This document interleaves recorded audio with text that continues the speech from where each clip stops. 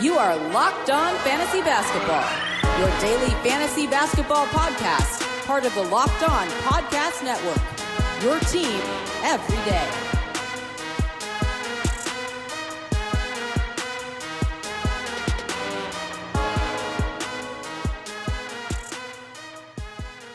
Hello and welcome to the Locked On Fantasy Basketball podcast brought to you by Basketball Monster. My name is Josh Lloyd and I am the lead fantasy analyst at basketballmonster.com and at Yahoo Sports Australia, and you can find me on Twitter as always at redrock_bball and on Instagram at Locked On Fantasy Basketball. Today, trying again something a little bit different, and that is starting a series of NBA redrafts. I am starting with the latest NBA draft, the 2019 NBA draft, and trying to redraft that. Michael Bolton.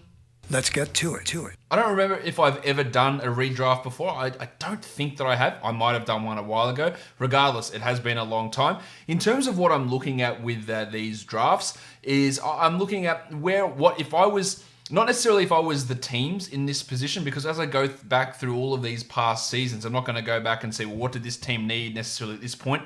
But looking at the players and what order I think they should have gone for if you were purely picking as a best player available or best prospect available type of scenario. So there's going to be some wonkiness in some of this that I do it, but I think that's probably the easiest way for me to go about doing this, going through these picks and saying what order I would have picked them. Now, we have looked at 2/3 of a season, 3/4 of a season almost, of these players. So it's not a huge sample size. Things can change in the next 3 to 4 years pretty quickly. But I think this draft class was a weird one to begin with.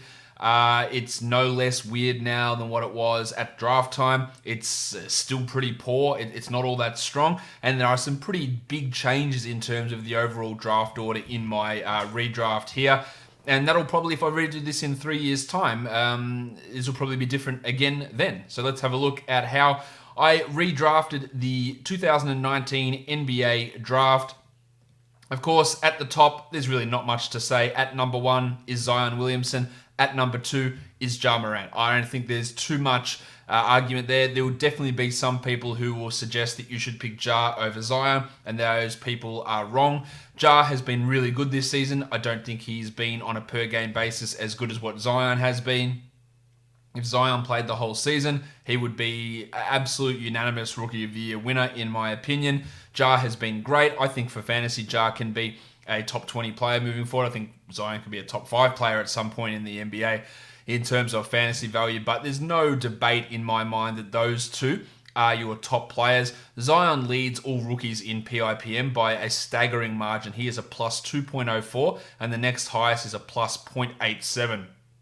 Morant is a plus 0.2. There aren't all that many positive guys. I think there is 19 positive players in PIPM for rookies, and some of those are guys that have barely played. Max Strus, Marcus Bolden, Eric Mika, Tyler Cook, Lewis King, Matt Mooney, Dean Wade, Adam Makoka, Charlie Brown. These are the players who have positive PIPMs because their minutes are so small. So to have these guys who play big minutes, get them like Morant and Williamson, shows just how far ahead of others they are in this draft class. I don't think there's any argument. If you do have an argument with this, can you drop it down in the comments below or tweet it at me? Would you have someone else at number 1? Would you have someone else at number 2? Would you have anybody outside of Zion Williamson and Ja Morant in those top 2 spots? It cannot be a cogent argument to have anybody in those top 2 spots apart from those guys, in my opinion. I can see people saying they'd take Ja over Zion. I wouldn't entertain that, but I can see people doing it. But there is no way I can see anybody else pushing into that top 2 of this draft class. Here's where it gets interesting. At number 3, of course, was RJ Barrett. He is no longer at number 3 in this draft class redraft that I'm doing. I went with Coby White here. Now, maybe this is a little bit of short-term play impacting my thoughts, but White has been pretty good for chunks of the season. His shooting has been rough for stretches. Barrett has played a big role all season. He was starting to come on a little bit towards the end of the year as well, but I just think White's ability to be a high usage shot creator who's shown a little bit more in terms of his ability to be a facilitator for others gets him the nod here at number 3. Now, he's been a huge negative overall in PIPM, not as much of a negative as RJ Barrett, who's been the fourth worst rookie in the entire NBA. White's not far off that. but I think he's improved significantly over the last 20 games or so, Kobe, and he is who I have there at number 3 in my redraft. At number 4, not many of you will be surprised to see Brandon Clark here. Clark had a stellar reputation in college. I loved him as a dynasty prospect. He went ridiculously underdrafted. He has done pretty much what we expected him to do in the NBA, and therefore I'm picking him at number 4. This is not a class with huge upside players, so a guy that can come in and be a rock-solid player already, who will transition into a starter pretty soon and be a rock-solid player again there. No reason for me to go another direction. Clark is second in the NBA in all rookies in PIPM. His efficiency has been ludicrous this season. We still haven't seen the crazy defensive numbers. Same with Zion Williamson that we saw from both of those guys in college. And if that ever starts to come, then their value goes through the roof. So I have Clark there at number 4. Another change at number 5. Cam Reddish has moved up from number 9 to be at number 5. Reddish is his ability to defend. He can pass a little bit, and he has shown an ability to shoot so far this season, which is something that we really hadn't seen from him at Duke at all. He still has some struggles, and his PIPM advanced stuff is pretty rough, to be fair. He's one of the worst rookies again in the NBA. Just marginally worse than where Kobe White was, as a negative 2.54 in his overall PIPM. But I thought that the way he has improved as the season's gone on, the fact that he can be a legitimate 3-and-D guy who can pass, I think is a key thing. I think that he can be a 30-minute-a-night player. Can he ever push to be an 18, 19 point per game scorer? I think there is a chance of that he can do it. He's still only 20 years of age. He has impressed me more than he did in college. There still are concerns with him, lack of athleticism, some of the shooting decisions, but I thought he's been much improved over this second portion of the season. At number 6, it is RJ Barrett, who slide down here from number 3 down to number 6. Barrett has not had a good season, really, averaging 14, 5, and 2. The shooting numbers have been rough from the field and from the line. Now, 14 points as a rookie is pretty good. I think he can be a decent stat accumulator. The tunnel vision can be a concern. He has some defensive issues. He hasn't passed as well as I would have hoped. Coming out of Duke, the shooting is still a real worry. He's hitting a 3 a game at 32%, which is not disastrous. But I think this is probably the right spot for him, who can be a solid-ish starter, I would say, in the NBA throughout his career without being a superstar-level player. At number 7 is a bit of a jump-up player as well from number 12, Paul Washington Jr. I think he's had a pretty strong rookie season. It's been up and down at times. There's no doubt about that. But overall, when comparing it to some of the other guys around this area, Washington's got a positive in terms of his defensive PIPM. He is still a negative overall, as most rookies are. But I think what we've seen from him with flashes of shooting ability, flashes of defensive stuff, I've got to put him there at number 7. And at number 8, another player jumping up out of the teens into the top 10 is Tyler Hero, goes from 13 to number 8. You heard me talk about Hero on the Dynasty Watch podcast the other day, how I'm not all that sure he's going to be an elite fantasy player or this player that some Heat fans and NBA fans in general have already made him out to be. Because of the lack of defensive stuff, because of some of the poor shooting shot choices and shot decisions, can he handle the ball, all that sort of stuff. He can handle it a bit, but can he do that at a high level? That's the concern, but I'm still jumping him above a number of the guys that were taken ahead of him. He's already shown an ability to take a shot, to make some shots, even though that's not at the highest level. But yeah, I think at this point, this is the right area for Hero at number 8. One of the biggest rises in this draft for me, in this redraft, is Kevin Porter Jr. He goes from number 30 all the way up to number 9. I think he's been by far the Cavs' best rookie this season. He's shown an improvement in his free throw shooting. There's still some concerns, but he hasn't been as ISO dominant, which I thought was a real worry for him coming in. He's passed a little bit better. He's defended better. So I've got him at that number 10 spot, ahead of players who were drafted, obviously much higher than him in the actual NBA draft. At number 10, well, I thought Kevin Porter was a big riser. He was. This bloke's an even bigger riser because he was not drafted at all, and that is Terrence Davis. He is 3rd in the entire NBA in rookies in PIPM. He's played over 1,000 minutes, basically the same amount of minutes as Brandon Clark, and he has been excellent this season.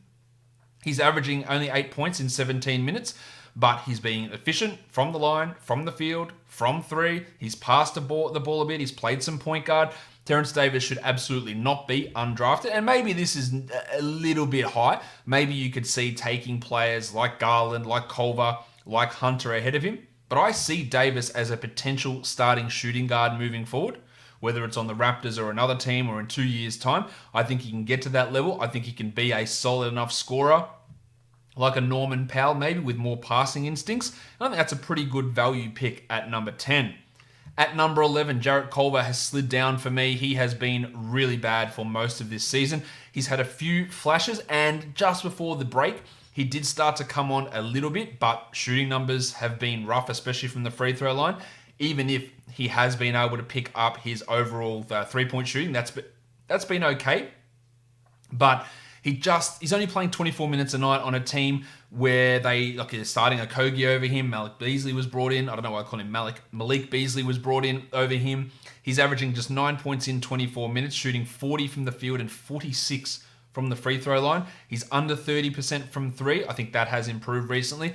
The defensive stuff, he has some occasional good defensive plays. I just worry about him long term. Can he ever be a high quality starter? I'm not convinced that he's going to be a better player than Terrence Davis. Hence, I had Terrence Davis ahead of him. At number 12, another bloke that I wasn't high on to be picked where he was at number 4, and that's DeAndre Hunter. Hunter has started for the Atlanta Hawks.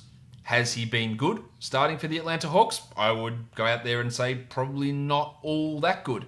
He's had some moments. He's still a pretty significant negative in PIPM. He's had lots of opportunities. He's averaging 12 points on a true shooting of 52%. He's generating no defensive stats. And when you come in as a defensive stopper and then the excuses are made, well, it's because of the system at Virginia that they don't get defensive stats. And then he goes to the NBA and doesn't get defensive stats. Well, I think then we have to say it's on the player. The passing has been not that great. I just don't see him as being a high-level offensive player. I don't see him as being this shutdown defensive guy. I think he's a Jay Crowder type of a guy, probably a worse Jay Crowder, who is shooting okay, 36% from three, but I just don't see him as any sort of foundational piece. And not that some of those other guys are necessarily ahead of him, I just don't see him as good as them. At number 13, Grant Williams of the Boston Celtics, or currently of the Boston Celtics. He wouldn't be in this scenario, but I really liked what Williams has done this season. He hasn't played huge amounts, but what he has done has shown to me that in a few years' time, we'll be looking at Williams as a player who is a solid starter, who can pass, who can defend, who can shoot a little bit. We've seen some issues with his shooting this year. I think he missed his first 30 three-point shots. He's only playing 16 minutes a night, but he's half a steal, half a block in those 15 minutes, 73 from the line. I think there's a lot of upside growth in what Grant Williams can do. I think he's been a real positive defensively, which is huge from a rookie, especially a rookie big man. And I think the offense will come along for him on this really good team that he's currently on. He's carved out a role as a rookie, so I like Williams there. At number 14, the painter, Matisse Thybulle. I've jumped him up as well. He's been unbelievably disruptive from a defensive point of view. We know that. Offensively, obviously, there are still some things that need to be worked on. For Thybulle, he's averaging under 5 points per game, but the steals and blocks are great. He's hitting 35% of his threes. I worry about offensive scalability. But if he can just be at least a knockdown threat out there, then he can be a consistent, maybe he can be a starter. I think he could push to that. Is his upside as high as what, if Culver figures it out, if Hunter figures it out? I don't think so. But already, he's an impactful player in one area of the game, so that's why he's jumped up as high as he has. Problem with my Go-Go-Mobile. Go-Go-Mobile? No, not the da. Not the da.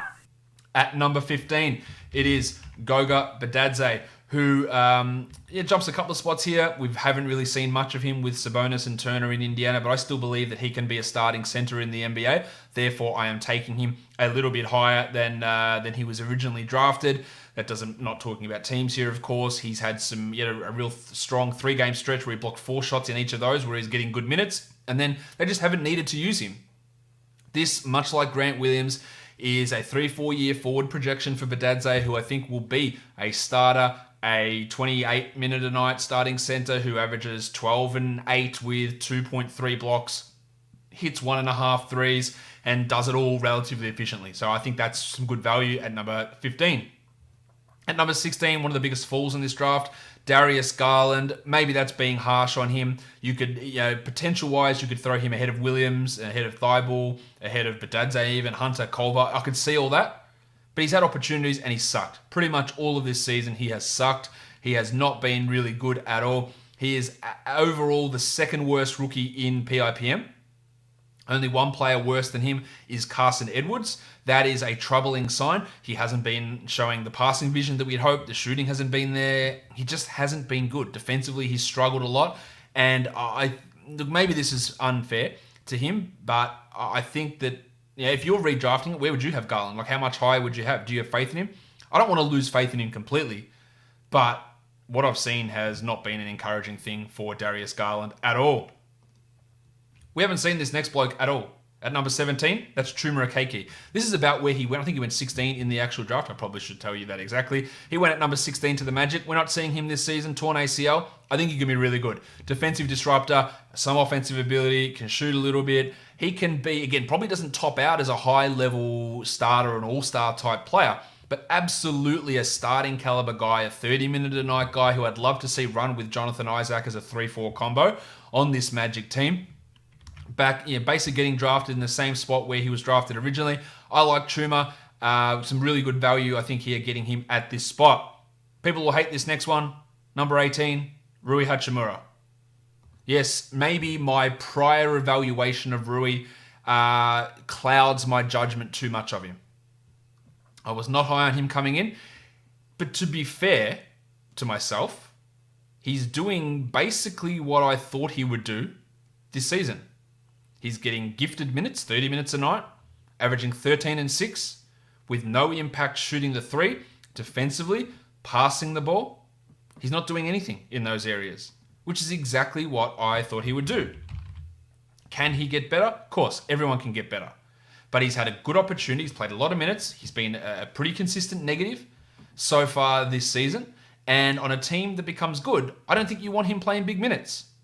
Now, you could easily argue, I want him over Grant Williams. I want him over Thibault, Badadze, Okeke, who we haven't even seen play. I want him over Terrence Davis. And all those things, you might agree, you say that, but a guy who makes his money off mid-range long twos and some maybe drives to the basket and not doing much else, I just don't see that as future star, future long-term starter on a good team. I just don't see it for Rui. And again, I acknowledge that some of this is my draft priors coming in, looking at him and going, well, I didn't like him, man. I hated the pick at 9, so I'm going to be extra harsh on him. There is some of that definitely at play here, that getting rid of those cognitive biases can be tough to do.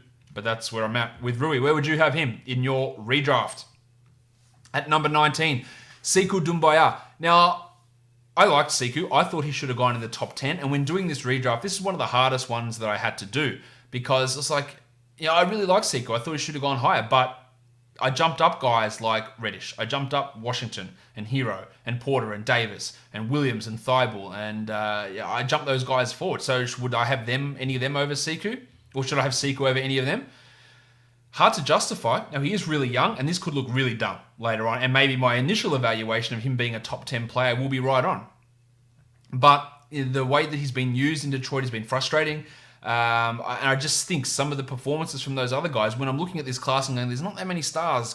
Just give me someone who's solid in their role and can be a serviceable player like Williams and Thibault and those sort of guys ahead of Sekou, then that's sort of the direction that I decided to go in.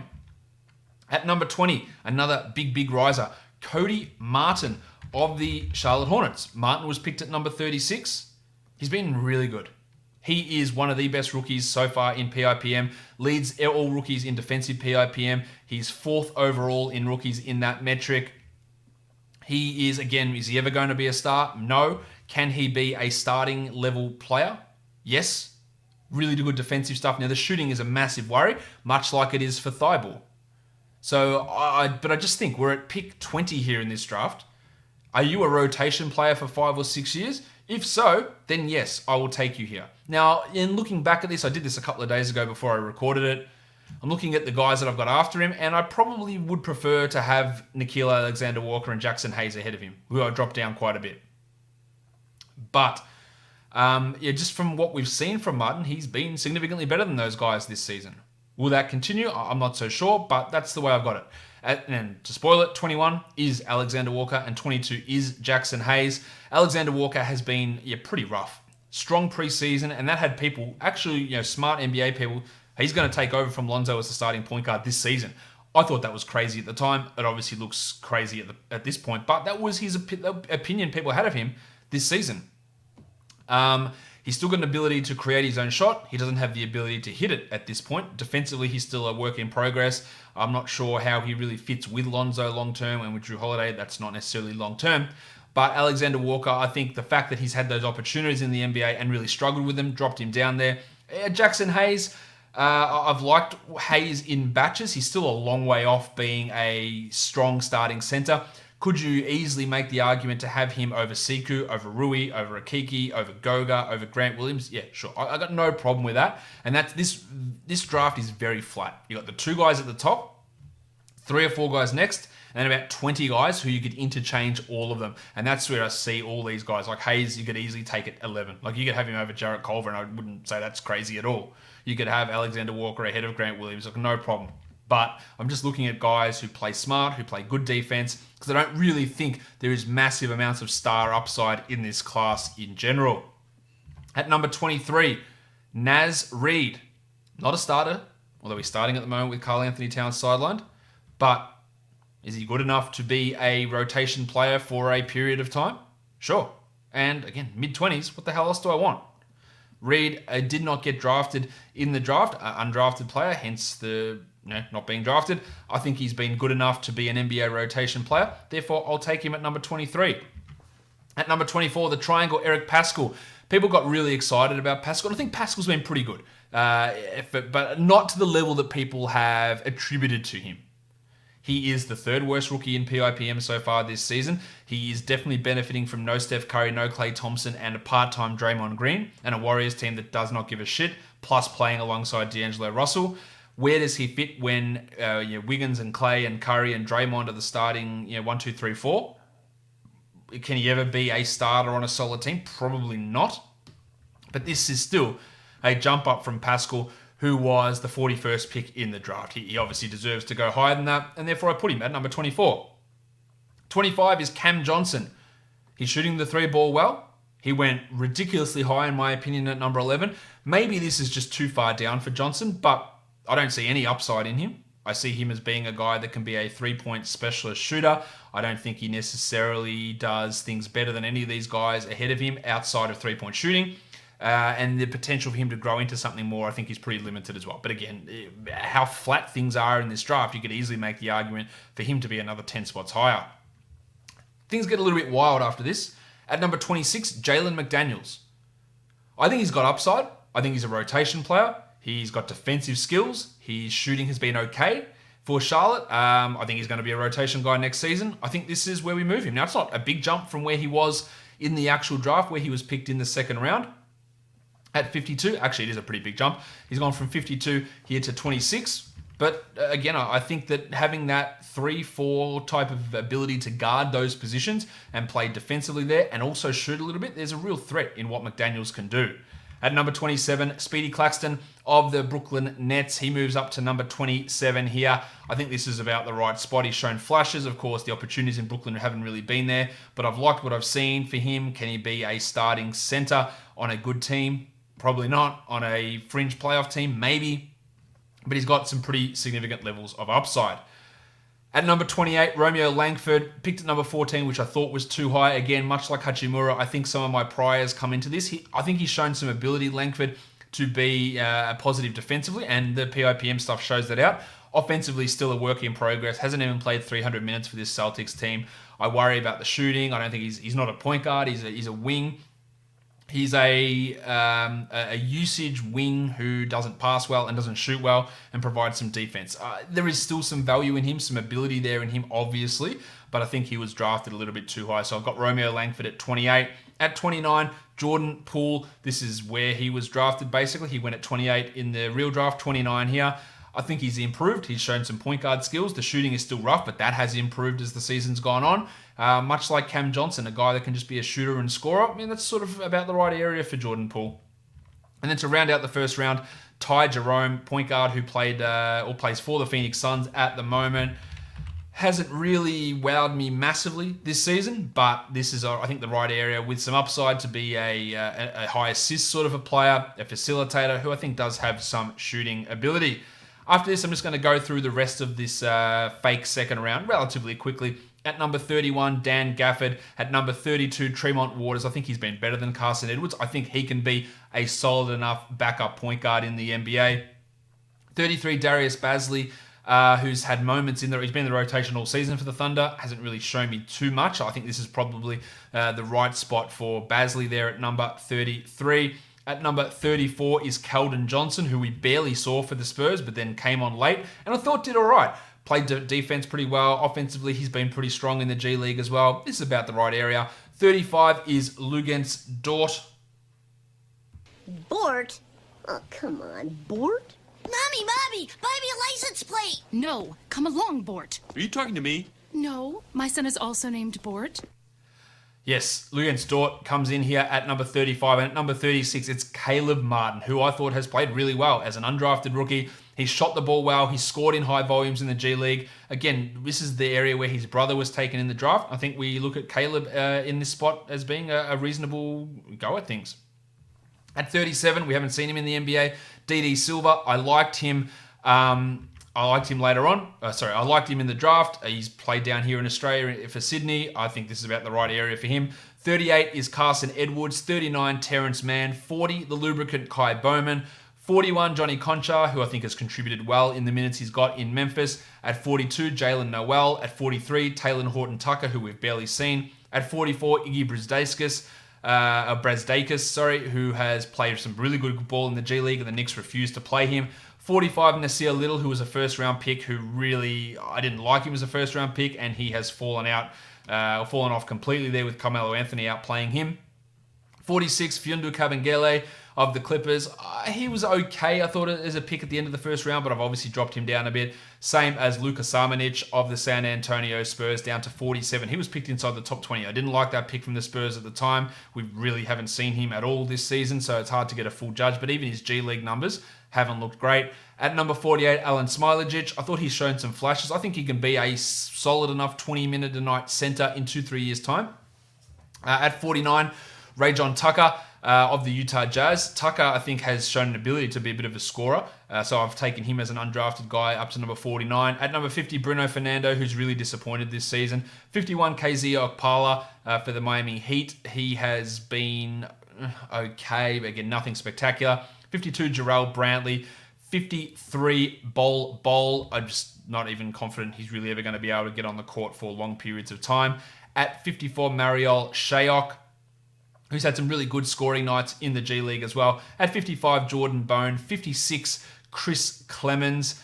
At 57, Dante Hall. 58, Garrison Matthews. 59, Amir Coffey. And then at number 60, Admiral Schofield. So let me know in this redraft which guys you disagree with. Where do you think I'm stupid? Where do you think I'm crazy? Who's too high? Who's too low? Drop it in the comments or tweet it at me. Don't forget to also subscribe to this podcast, Apple Podcasts, Google Podcasts, Stitcher, Spotify, YouTube. Give it a thumbs up. Leave those comments down below. And don't forget also to tell your smart device to play the latest episode of the Chad Ford NBA Draft Podcast now on the Locked On Podcast Network. Guys, we are done here. Thank you so much for listening, everyone.